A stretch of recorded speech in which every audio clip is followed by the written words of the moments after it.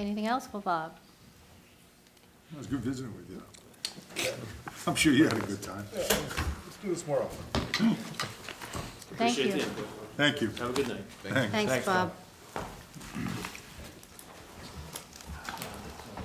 You should know what you're in Electric for, Mr. utility. Mr. Piano. This is big for me. 9502, that's in the way back, John. It's a Wayback Machine. Yeah. It's all inside. You had those rubber pants on, right? Did you check to see where the buzzer is? I'm insulated. Stood on ball. As a matter of course. He has the advantage of going third, John. Look at the difference in this budget from 07 to 09. It goes from 8.8 to 17.7. Account 9500. No, I'm sorry, 9502. You can see a slight, about a $5,000 increase from the 2008 budget. And I believe that was from an ordinance that we have not enacted yet, right, Bob? Is that the? Right, that's not gone forward. I think I may be able to work that down into the existing budget, and keep it the same as it was in 08.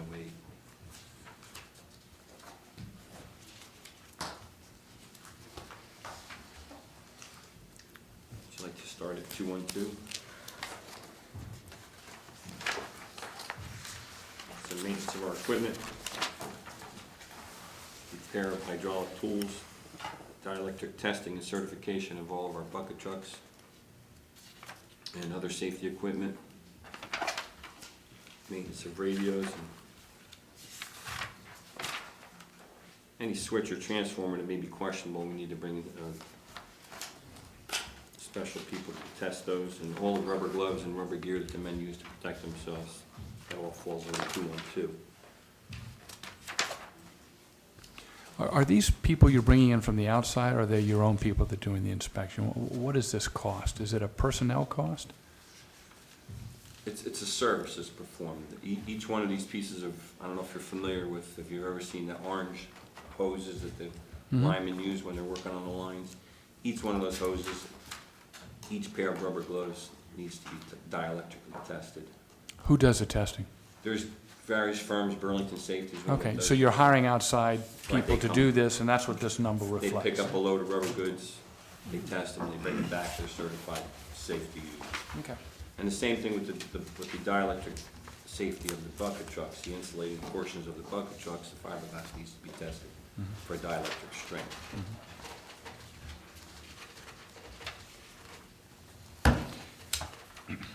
213 is basically building maintenance, minor repairs, yard work, whatnot, fence that needs to be repaired in substations or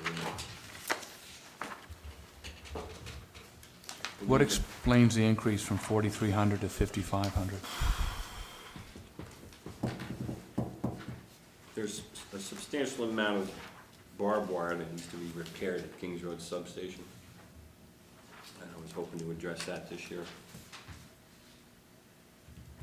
I could possibly put that off. Again, I'd like to go through this and try to work that 5,000 increase back into this budget to keep it as it was in 08. Well, again, I mean, you've heard me say for other people, I'm less concerned about your 08 budget as I am your actuals, and your actuals in 08 was 365. So you've got a proposed budget that's already 30,000 over, and I'd like to see it under. So any opportunity, I mean, I'm going to assume you actually do need to repair the barbed wire, but again, if that's something that can be postponed, You you know, want, it's $1,500, $1,500. Just a suggestion at this point. are you suggesting under the 365? No, I'm looking at sub-account 213, which is where we were. You've gone up from 08 actual 4,300 to 55, you said, because you wanted to try to address a barbed wire situation. Right. If that can be postponed to 2010 without causing a safety issue, I'd like to postpone it. Plus 300,000.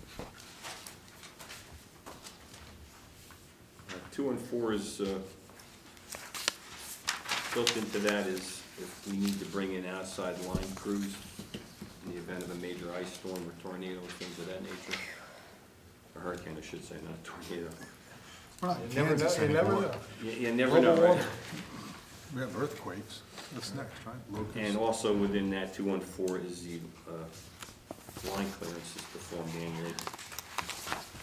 And this is one of the accounts that you can't really compare actuals because you can't predict when a tornado might show up. Tornado or hurricane or ice storm or. But still, Bob, it's in the nature of a rainy day fund, right? The overwhelming Literally, majority, yes. No, just this, yeah, just this 214.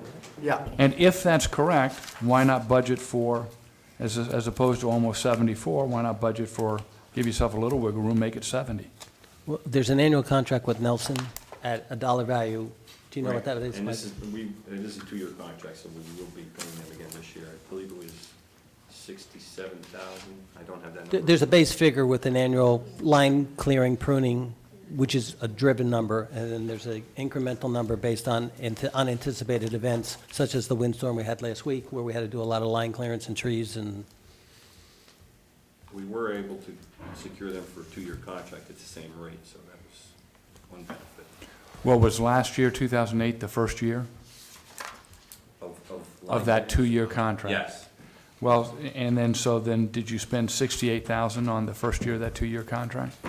And if so, why aren't you spending 68 on the next year?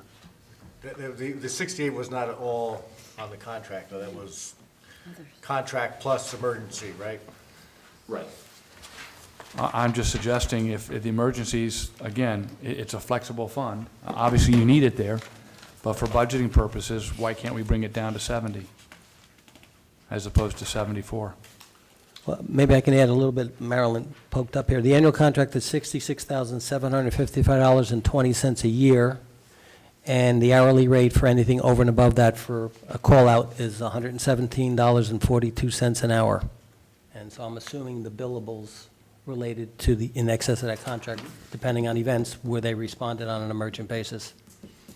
It's difficult, you can't get a normal honor tree company or tree company work by high energy, high energized power lines. So this is a specialized company that comes out in emergent conditions. There's also, in this, it's not reflected in the. Thank you. in the wording there, but we do have a man that comes in and does meter work for us on the side. We don't have anyone that's trained to do that type of work. It's called wiring of current transformers and those types of electric services that we don't do in-house. I have to bring him in as a subcontractor. So that's why that number is above and beyond. I believe that $2,000 covered was about what we spent on him last year. Let the record reflect that Mayor Holden is here. So if I understand, Ray, what you said, for the 2008 number, the 68,000, 66 of it was Is a base attributable to that contract. Right, base contract. And the other 2,000 was for what? This other person you've just mentioned? Right. Okay.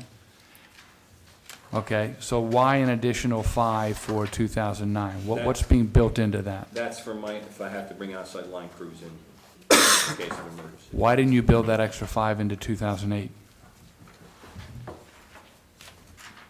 Isn't it the same? It's the same as the original budget of 08. The line clearance Oh, I see contracts what you're were saying. lower in 07. Gotcha, That's- gotcha. So the- You actually did build it in 2008, you just didn't spend it. Right, we didn't have an The emergency. emergency part of this is minimal, so you don't want to really mess with the minimal emergency. Okay. If I can get my hands on those funds in an emergency, I have no problem taking it out of my budget. It won't be there. With, Yeah, right. if I may We'll respond, say, hey, Dan. you should ask for it sooner. Why didn't you ask for it, right? Robert? In both the water utility and the electric utility, you need a lot of flexibility for these events because you don't have you can't transfer from anywhere else. From within the municipal budget. Correct, cannot do it.